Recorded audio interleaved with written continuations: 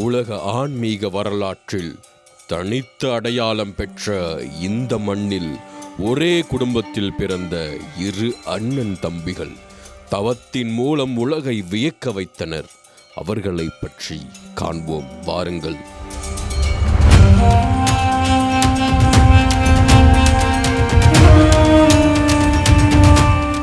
மூத்தவர் ஸ்ரீ பெரிய பால யோகேஸ்வர் 1930 அக்டோபர் 23 அன்று வெங்கையா ராமம்மா தம்பதியருக்கு சுப்பாராவ் என்ற பெயரில் பிறந்தார்.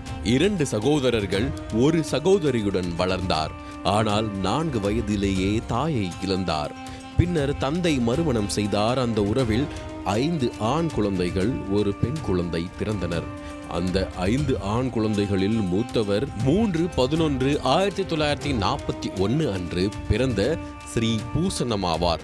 இவரே பிற்காலத்தில் சின்ன பாலயோகி என வணங்கப்பட்டவர். பஞ்சம குலத்தில் கடிதள வகுப்பில் பிறந்த இவர்களின் குடும்ப தொழில் ஆடு மாடுகளை மேய்த்து வாழ்வு நடத்துவது.